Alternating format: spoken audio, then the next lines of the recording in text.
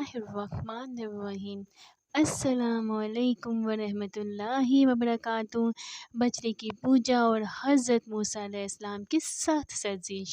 हज़रत मूसा अलैहिस्सलाम कोहे तूर पर तशरीफ़ ले गए और कौम शैतान के बहकावे में आकर बिछड़े को पूजना शुरू हो गई। हज़रत मूसा अलैहिस्सलाम को कौम की इस हमाकत का इल्म हुआ तो अपने भाई हज़रत हारून अलैहिस्सलाम और कौम पर सख्त नाराज़ हुए। इरशाद बारी ताला है तर्जमा। और कौम मूसा ने मूसा के बाद अपने ज़ेवर का एक बछड़ा बना लिया। वो एक जिस्म था जिसमें बैल की आवाज़ निकलती थी। इन लोगों ने ये ना देखा कि वो ना उनसे बात कर सकता है और ना उनको रास्ता दिखा सकता है। उसको उन्होंने मबूद बना लिया और अपने हक़ में ज़ुल्म किया।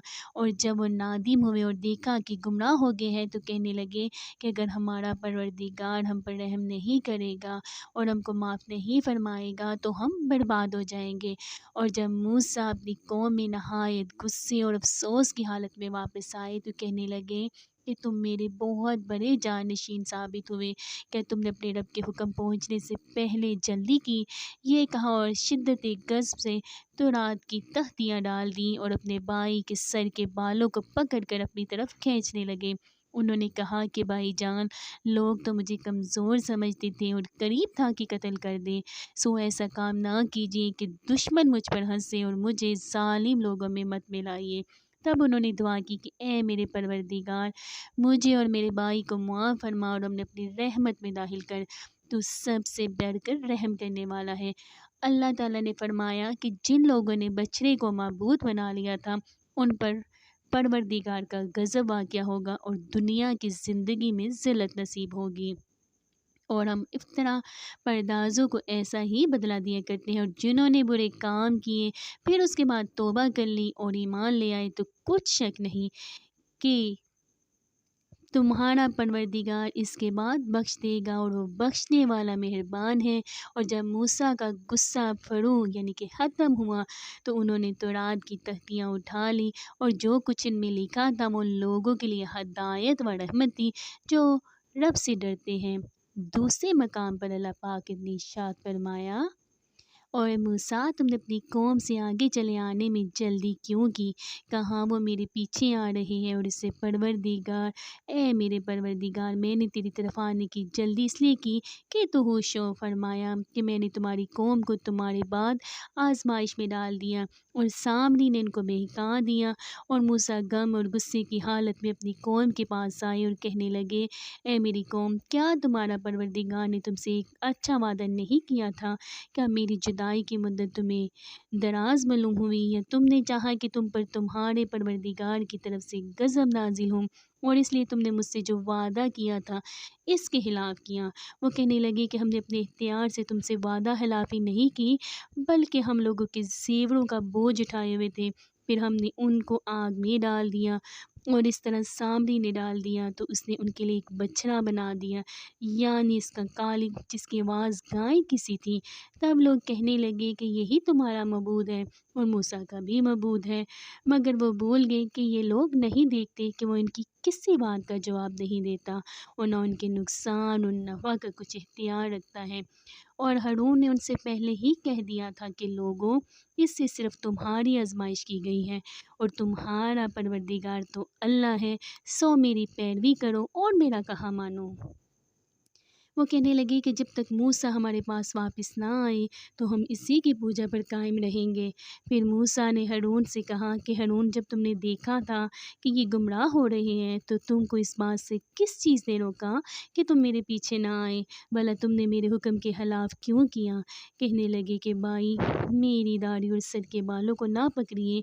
मैं तो इससे डरा कि आप ये ना कहें कि तुमने बड़ी इसराइल में तफ़रक़ा डाल दिया और मेरी बात को महफूज ना रखा। फिर सामरी से कहने लगे कि सामरी, तेरा क्या मामला है? उसने कहा, मैंने ऐसी चीज़ देखी जो औरों ने ना देखी। बस मैंने फरिश्ते के नक्शे पा से मट्टी की एक मुट्ठी भरी, फिर इसको बछड़े के कालम में डाल दिया और मुझे मेरे जी ने इस काम को अच्छा ज़ाहिर किया। मूसा ने कहा, जब तुझको दुनिया की ज़िंदगी में ये सज़ा है कि कहता रहे कि मुझे हाथ ना लगाना, और तेरे लिए एक और वादा है यानी अज़ाब का जो तुझसे टल ना सकेगा। और जिस मबूद की पूजा पर तू मुतकिफ़ था उसको देख हम उसे जला देंगे। फिर इसकी राख को उड़ाकर दरिया में बखेर देंगे। तुम्हारा मबूद अल्लाह ही है जिसके सिवा कोई मबूद नहीं, उसी का इल्म हर चीज़ पर मुहीत है। इन मकामात पर अल्लाह ताला ने बनी इसराइल के लिए उस वक्त के हालात बयान किए हैं जो हज़रत मूसा अलैहिस्सलाम अल्लाह के हुक्म के मुताबिक कोहे तूर पर तशरीफ़ ले गए थे। वहाँ आप अल्लाह ताला से हम कलाम हुए और अल्लाह ताला ने बहुत से अमूर के मतलब दरियाफ़्त फरमाया और अल्लाह ताला ने आपके सवालात के जवाबात दिए। इस दौरान में एक शख्स ने जिसका नाम हारून सामरी था, बनी इसराइल के वो ज़ेवर ले लिए जो उन्होंने फ़िरौनियों से अरायतन लिए थे। उसने उन्हें डालकर एक बछड़ा बनाया और इसमें मुट्ठी भर मट्टी डाल दी जो इसने फ़िरौन के गर्क होने के वक्त जिब्राइल अलैहिस्सलाम के घोड़े के नक्श कदम से उठाई थी। उसने वह मट्टी इस मुजस्मे में डाल दी तो वो इस तरह रामने लगा जिस तरह सचमुच का बछड़ा रामता है। बाज़ उलमा का ख्याल है कि वो वाकई गोश्त पोस कर ज़िंदा बछड़ा बन गया था, इसलिए गाय की तरह आवाज़ निकालता था। बाज़ कहते हैं कि हवा इसकी दबर में दाखिल होकर इसके मुंह से निकलती थी तो इसी किस्म की आवाज़ पैदा होती थी जैसे ज़िंदा बछड़े की आवाज़ होती है। इस पर वो लोग खुश होकर इसके इर्द गिर्द नाचने लगते थे। वो कहने लगे, तर्जमा, यही तुम्हारा भी माबूद है और मूसा का भी, लेकिन मूसा भूल गया है, यानी मूसा को याद नहीं रहा कि माबूद तो हमारे पास है, वो इसे कहीं और ढूंढता फिरता है। अल्लाह ताला की ज़ात अक़दस इन फजूल बातों से बहुत बुलंद व बरतर है। वो मुक़द्दस इस्मा व सफ़ात से मुत्तसिफ़ है और इसकी नेमतें बेशुमार और बेहद व हिसाब हैं। अल्लाह ताला ने इनकी तोहम परस्ती की तरदीद फरमाते हुए और एक बेज़बान जानवर या एक शैतानी शोबदे को माबूद करार देने की हमाकत की तरदीद करते हुए फरमाया, क्या ये गुमराह लोग ये भी नहीं देखते कि वो तो इनकी बात का जवाब भी नहीं दे सकता और ना इनकी किसी बुरे भले का इख्तियार रखता है। और मज़ीद फरमाया, क्या उन्होंने ये ना देखा कि वो उनसे बात नहीं करता था और ना इनकी कोई राह बतलाता था। उन्होंने उसको माबूद करार दिया और बड़ी बेइंसाफ़ी का काम किया। यानी ये हैवानी मुजस्मा ना बातचीत कर सकता था, न किसी नफ़ा नुकसान का इख्तियार रखता था, ना किसी मामले में इनकी रहनुमाई कर सकता था। इसकी पूजा अपनी जान पर जुल्म के मुतरादिफ थी, जबकि इन्हें मालूम था कि जहालत और गुमराही का ये काम बिल्कुल गलत है। और जब वो नादिम हुए और मालूम हुआ कि वो लोग वाकई गुमराही में पड़ गए तो कहने लगे, अगर हमारा रब हम पर रहम ना करे और हमारे गुनाह को माफ़ ना करे तो हम बिल्कुल गए गुज़रे होंगे। जब हज़रत मूसा अलैहिस्सलाम ने वापस आकर इन्हें बछड़े की पूजा में मशगूल देखा तो वो तख्तियाँ नीचे फेंक दी जिन पर तौरात लिखी हुई थी। बाइबल में लिखा है कि मूसा अलैहिस्सलाम ने गुस्से में आकर वो तख्तियाँ ज़मीन पर पटक कर तोड़ डाली। बाद में अल्लाह ताला ने इनके बदले और तख्तियाँ दी। कुरान के अल्फाज से इसकी तायद नहीं होती, बल्कि ये मालूम होता है कि हज़रत मूसा अलैहिस्सलाम ने तख्तियाँ ज़मीन पर डाल दी थीं। बाइबल में ये है कि ये तख्तियाँ सिर्फ़ 2 थीं। कुरान मजीद के अल्फाज से मालूम होता है कि वो कई तख्तियाँ थीं। जब अल्लाह ताला ने हज़रत मूसा अलैहिस्सलाम को बताया कि कौम ने बछड़ा पूजना शुरू कर दिया है तो आपको इतना गुस्सा नहीं आया जितना उस वक्त आया जब आंखों से देख लिया। हदीस नबवी है, सुनी हुई खबर आंखों से देखने की तरह नहीं होती। इसके बाद हज़रत मूसा अलैहिस्सलाम ने इन्हें ज़जर तो भी की। उन्होंने एक उज़र पेश किया जो दुरुस्त नहीं था। कहने लगे, हम पर कौम के ज़ेवरात के जो बोझ ला दिए गए थे उन्हें हमने डाल दिया, इस तरह सामरी ने भी डाल दिया। उन्होंने फ़िरौनियों के ज़ेवरों को अपने कब्ज़े में रखने में हर्ज महसूस किया, हालांकि वो दुश्मनों से हासिल होने वाला माल था जिसे लेने का हुक्म उन्हें अल्लाह ताला ने दिया था। लेकिन जहालत और बेअक्ली की वजह से इन्हें बछड़े का मुजस्मा पूजने में कोई हर्ज महसूस ना हुआ, जो महज एक बेरूह जिस्म था, लेकिन इसमें से रामने की आवाज़ आती थी। फिर आप अपने भाई हज़रत हारून अलैहिस्सलाम की तरफ मतवज्जा हुए और फरमाया, ए हारून, इन्हें गुमराह होते देखते हुए तुझे किस चीज़ ने रोका था कि तू मेरे पीछे ना आया? यानी आपको चाहिए था कि मेरे पास टूट पड़ाकर इनको इस गलत रवि की इत्तला देते। उन्होंने अर्ज़ की, मुझे तो सिर्फ़ ये ख़्याल दामनगीर हुआ कि कहीं आप ये ना कहें कि तूने बनी इसराइल में तफ़रक़ा डाल दिया। یعنی آپ انہیں چھوڑ کر میرے پاس آ گئے، حالانکہ میں آپ کو اپنا نائب بنا کر آیا تھا۔ حضرت موسیٰ علیہ السلام نے فرمایا، اے میرے رب، میری اور میرے بھائی کی خطا معاف فرما اور ہم دونوں کو اپنی رحمت میں داخل فرما، اور تو سب سے رحم کرنے والوں سے زیادہ رحم کرنے والا ہے۔ حضرت موسیٰ علیہ السلام نے حضرت ہارون علیہ السلام کو بھی دعا میں شامل کیا، کیونکہ انہوں نے لوگوں کو اس جرم عظیم سے سختی کے ساتھ منع کیا تھا۔ ارشاد باری تعالیٰ ہے، ترجمہ: اور ہارون نے اس سے پہلے ان سے کہہ دیا تھا کہ اے میری قوم، اس بچڑے سے تو صرف تمہاری آزمائش کی گئی ہے، یعنی اللہ کی تقدیر سے یہ واقعہ پیش آیا ہے اور تمہیں آزمانے کو اس نے اس بچڑے میں آواز پیدا کر دی ہے۔ تمہارا حقیقی پروردگار تو رحمان ہی ہے۔ یہ بچڑا تو انہیں، لہٰذا میری بات سن کر تم سب میری پیروی کرو اور میری بات مانتے چلے جاؤ۔ انہوں نے جواب دیا، موسیٰ کی واپسی تک تو ہم اس کے مجاور بنے بیٹھے رہیں گے۔ اس آیت میں اللہ تعالیٰ نے ہارون علیہ السلام کے حق میں گواہی دی ہے کہ انہوں نے لوگوں کو بچڑے کی پوجا سے منع کیا تھا، لیکن لوگوں نے آپ کی بات نہیں مانی۔ پھر موسیٰ علیہ السلام سامری کی طرف متوجہ ہوئے اور فرمایا، سامری، تیرا کیا معاملہ ہے؟ تو نے یہ کام کیوں کیا؟ اس نے جواب دیا، مجھے وہ چیز دکھائی دی جو انہیں دکھائی نہیں دی، یعنی مجھے جبرائیل علیہ السلام نظر آ گئے جبکہ وہ گھوڑی پر سوار تھے، تو میں نے فرستادہ الہی کے نقش قدم سے ایک مٹھی بھر لی، یعنی جبرائیل علیہ السلام کی گھوڑی کے نقش قدم سے مٹھی لے لی۔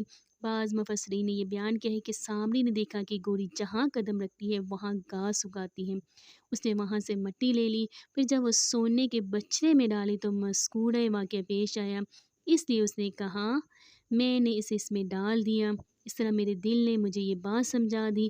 موسیٰ علیہ السلام نے کہا، اچھا جا، دنیا کی زندگی میں تیری سزا یہی ہے کہ تو کہتا رہے مجھے نہ چھونا۔ سامری کو یہ بددعا دی گئی کہ اسے کوئی نہ چھوئے، کیونکہ اس نے وہ چیز چھوئی تھی جسے چھونا اس کے لیے جائز نہ تھا۔ اس سے دنیا میں اس جرم کی یہ سزا ملی اور آخرت میں بھی عذاب ہوگا، جیسے فرمایا، ایک اور وعدہ بھی تیرے ساتھ ہے جو تجھ سے ہرگز نہ ٹلے گا۔ پھر فرمایا، اب تو اپنے اس معبود کو بھی دیکھ لینا جس کا اعتکاف کیے ہوئے تھا، ہم اسے جلا کر سمندر میں ریزہ ریزہ اڑا دیں گے۔ چنانچہ موسیٰ علیہ السلام نے اس بچڑے کو آگ میں جلا دیا۔ بائبل میں بھی یہی لکھا ہے کہ اسے سمندر میں بکھیر دیا اور بنی اسرائیل کو اسے پینے کا حکم دیا۔ جس نے بچڑے کی پوجا کی تھی، اس کے ہونٹوں پر اس کی راکھ چمک گئی۔ بعض کہتے ہیں کہ ان کے رنگ زرد ہو گئے۔ اس وقت حضرت موسیٰ علیہ السلام نے انہیں فرمایا، اصل بات یہی ہے کہ تم سب کا معبود برحق صرف اللہ ہی اور اس کے سوا کوئی پرستش کے لائق نہیں، اسی کا علم تمام چیزوں پر حاوی ہے۔ اللہ تعالیٰ نے فرمایا، ترجمہ: بے شک جن لوگوں نے گوسالہ پرستی کی، ان پر بہت جلد ان کے رب کی طرف سے غضب اور ذلت اس دنیاوی زندگی میں ہی پڑے گی، اور ہم افطر پردازوں کو ایسی ہی سزا دیا کرتے ہیں۔ چنانچہ ایسے ہی ہوا۔ بعض علماء کرام بیان کرتے ہیں کہ اللہ تعالیٰ کا یہ فرمان ہے، ہم افطرا پردازوں کو ایسی ہی سزا دیا کرتے ہیں۔ قیامت تک آنے والے ہر بدعتی کے لیے اللہ کا یہی قانون ہے۔ پھر اللہ تعالیٰ کے اپنے حلم اور مخلوق پر رحم اور احسان کا ذکر کرتے ہوئے فرمایا کہ جو بندہ توبہ کرے اللہ تعالیٰ اس کی توبہ قبول فرما لیتا ہے۔ چنانچہ ارشاد ہے، اور جن لوگوں نے گناہ کی کام کیے پھر وہ ان کے بعد توبہ کر لیں اور ایمان لے آئے تو تمہارا رب اس توبہ کے بعد گناہ معاف کر دینے والا ہے اور رحم کرنے والا ہے۔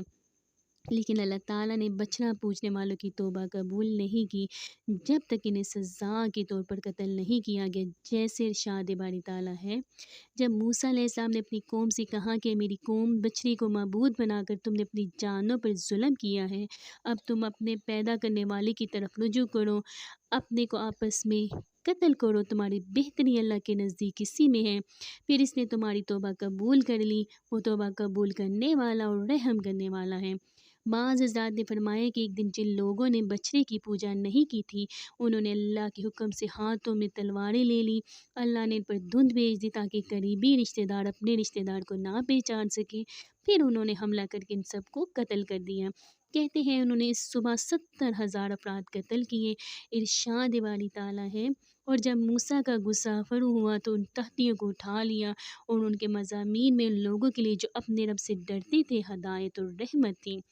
بعض لوگوں نے اس کے مضامین میں کے الفاظ سے استدلال کیا ہے کہ تختیاں ٹوٹ گئی تھیں، یہ لیکن یہ استدلال محض نظر ہے، آیت کے الفاظ سے ان کی ٹوٹنے کا اشارہ نہیں ملتا۔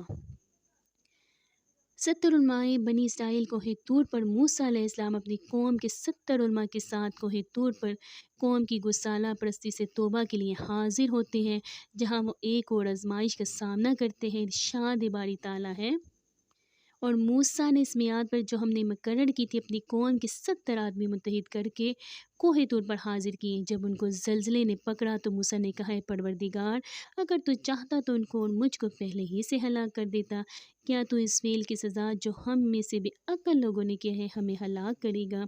یہ تو تیری طرف سے آزمائش ہے، اسے تو جس سے چاہے گمراہ کرے اور جس سے چاہے ہدایت بخشے، تو ہی ہمارا کارساز ہے، سو ہمارے گناہ بخش دے اور ہم پر رحم فرما، اور تو سب سے بہتر بخشنے والا ہے، اور ہمارے لیے اس دنیا میں بھی بلائیں لکھ دے اور آخرت میں بھی۔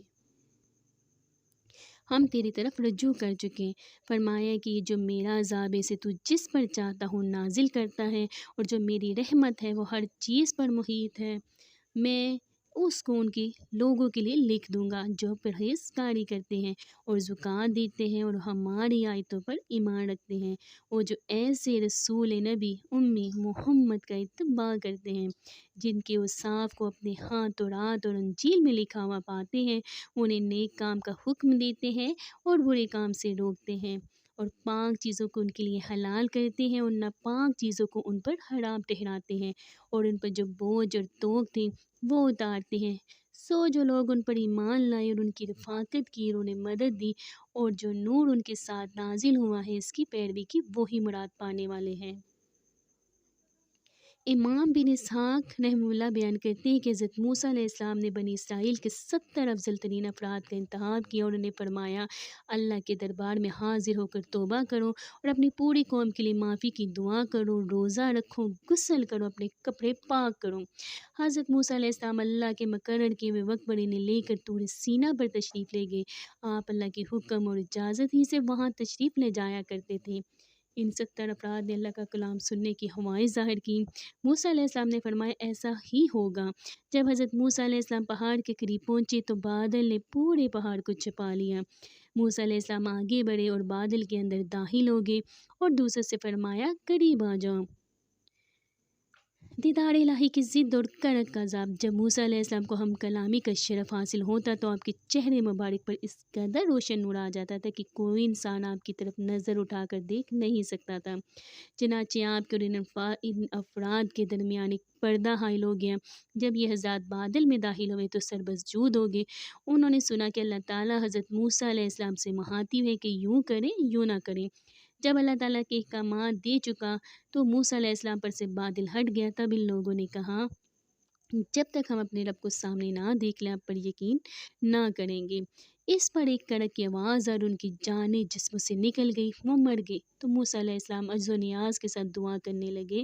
آپ نے عرض کیا، اے میرے پروردگار، اگر تجھ کو یہ منظور ہوتا تو اسے قبل ہی ان کو اور مجھ کو ہلاک کر دیتا۔ کیا تو ہم میں سے چند بے وقوفوں کی حرکت پر سب کو ہلاک کر دے گا؟ یعنی ہم میں سے جن بے وقوفوں نے بچنے کی پوجا کی ہے ان کی وجہ سے ہمیں نہ پکڑنا، کیونکہ ہم ان کے عمل سے لا تعلق اور بیزار ہیں۔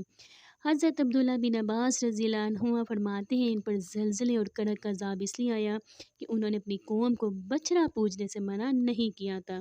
ارشاد باری تعالیٰ ہے، یہ واقعہ تیری طرف سے ایک امتحان ہے۔ کا مطلب یہ ہے کہ اللہ تیری قضا و قدر کے فیصلے کے مطابق وہ واقعہ پیش آیا جس کے ذریعے سے تو نے ان کی آزمائش کی، جس طرح ہارون علیہ السلام نے اسے پہلے ان سے کہہ دیا تھا، اے میری قوم، اس بچڑے سے تو صرف تیری آزمائش کی گئی ہے۔ یہاں بھی فتنہ کا لفظ امتحان اور آزمائش کے معنی میں آیا ہے، اسی لیے کہا گیا، ایسے امتحانات سے جس کو تو چاہے گمراہی میں ڈال دے اور جس کو چاہے ہدایت پر قائم رکھے۔ تیرا فیصلہ اور تیری مرضی غالب ہے، جسے کوئی روک نہیں سکتا نہ پلٹ سکتا ہے۔ تو ہی ہمارا خبرگیر ہے، پس ہم پر مغفرت اور رحم فرما، اور تو سب معافی دینے والوں سے اچھا ہے۔ ہم لوگوں کے نام دنیا میں بھی نیک حالی لکھ دے اور آخرت میں بھی۔ ہم تیری طرف رجوع کرتے ہیں، یعنی ہم توبہ کرتے ہیں۔ اللہ تعالیٰ نے فرمایا، میں اپنا عذاب بھی اسی پر واقع کرتا ہوں جس پر چاہتا ہوں، اور میری رحمت تمام اشیاء پر محیط ہے۔ جیسے صحیح بخاری میں ہے کہ رسول اللہ صلی اللہ علیہ وآلہ وسلم نے فرمایا، جب اللہ تعالیٰ نے آسمانوں اور زمین کو پیدا کر لیا تو ایک تحریر لکھی، وہ اس کے پاس عرش پر رکھی ہوئی ہے۔ وہ تحریر یہ ہے کہ میری رحمت میرے غضب پر غالب ہوگی۔ اللہ تعالیٰ نے فرمایا، میں وہ رحمت ان لوگوں کے نام ضرور لکھوں گا جو اللہ سے ڈرتے ہیں اور زکوٰۃ دیتے ہیں اور جو ہماری آیتوں پر ایمان لاتے ہیں، یعنی ان صفات کے حامل افراد کو میری رحمت ضرور حاصل ہوگی۔ جو لوگ ایسے رسول نبی امی کا اتباع کرتے ہیں جن کو وہ لوگ اپنے پاس تورات و انجیل میں لکھا ہوا پاتے ہیں۔ اس آیت میں حضرت موسیٰ علیہ السلام کو حضرت محمد صلی اللہ علیہ وآلہ وسلم اور آپ کی امت کے بارے میں خبر دی گئی ہے۔ اللہ تعالیٰ نے حضرت موسیٰ علیہ السلام کو جو کچھ بتایا تھا اس میں یہ خبر بھی شامل ہے۔ اس کی وضاحت تفسیر کی کتاب میں تفصیل سے کی گئی ہے۔ جب بنی اسرائیل پر پہاڑ اٹھایا گیا، اللہ تعالیٰ نے موسیٰ علیہ السلام کی بہانہ ساز قوم کو مخاطب کرتے ہوئے فرمایا، اور جب ہم نے تم سے وعدہ لیا اور کوہ طور کو تم پر اٹھا کھڑا کیا اور حکم دیا کہ جو کتاب ہم نے تم کو دی ہے اس کو مضبوطی سے پکڑے رہو اور جو اس میں لکھا ہے اسے یاد رکھو تاکہ عذاب سے محفوظ رہو، تو تم اس کے بعد عہد سے پھر گئے، اور اگر تم پر اللہ کا فضل اور اس کی مہربانی نہ ہوتی تو تم خسارے میں پڑ گئے ہوتے۔ اور مزید فرمایا، اور جب ہم نے ان کے سروں پر پہاڑ اٹھا کر کیا کہ گویا وہ سائبان تھا، انہوں نے خیال کیا کہ وہ ان پر گرا چاہتا ہے، تو ہم نے کہا کہ جو ہم نے تمہیں دیا ہے اسے مضبوطی سے پکڑے رہو اور جو اس میں لکھا ہے اس پر عمل کرو تاکہ بچ جاؤ۔ حضرت عبداللہ بن عباس رضی اللہ عنہ اور دیگر علماء بیان کرتے ہیں کہ جب موسیٰ علیہ السلام تورات کی تختیاں لے کر آئے تو بنی اسرائیل کو حکم دیا کہ اسے قبول کریں اور پختہ عزم کے ساتھ اس پر عمل کریں۔ انہوں نے کہا، تختیاں میں دکھائیے، اگر وہ احکام آسان ہوئے تو ہم مان لیں گے۔ موسیٰ علیہ السلام نے فرمایا، بلکہ تمام کو قبول کرو۔ دونوں طرف سے کئی بار یہ بات کہی گئی۔ تب اللہ تعالیٰ نے فرشتوں کو حکم دیا تو انہوں نے پہاڑ کو اٹھا کر ان لوگوں کے سروں پر اس طرح مہلک کر دیا کہ گویا وہ بادل ہوں، اور ان سے کہا گیا کہ اگر قبول نہیں کرو گے تو یہ پہاڑ تم پر گر پڑے گا۔ تب انہوں نے قبول کیا، انہیں سجدہ کرنے کا حکم دیا گیا تو انہوں نے اس طرح سجدہ کیا کہ کن کھکیوں سے پہاڑ کی طرف دیکھتے رہے۔ یہودیوں میں اب تک اس طرح سجدہ کرنے کا رواج باقی ہے۔ وہ کہتے ہیں کہ کوئی سجدہ اس سجدے سے عظیم نہیں ہو سکتا جن کے ذریعے سے ہم سے عذاب ٹل گیا۔ اللہ تعالیٰ کے فرمان، تم اس کے بعد پھر گئے کا مطلب یہ بھی ہے کہ اتنا عظیم معاہدہ ہو جانے کے بعد تم نے اپنے وعدے توڑ دیے۔ پھر اگر اللہ کا فضل اور اس کی رحمت تم پر نہ ہوتی کہ اللہ نے تمہاری طرف رسول بھیجے اور تم پر کتابیں نازل کی تو تم نقصان اٹھانے والے ہو جاتے۔ اگر آپ کو میری ویڈیو اچھے لگے تو پلیز آپ اس کو لائک اور سبسکرائب کریں، اور دعا ہے میری یوٹیوب فیملی کے لیے کہ وہ ہمیشہ سدا خوش رہیں، آباد رہیں، ہنستے مسکراتے رہیں۔ اللہ آپ کے دلوں میں ہمیشہ ایمان کی دولت قائم رکھے، دائم رکھے، آمین ثم آمین یا رب العالمین۔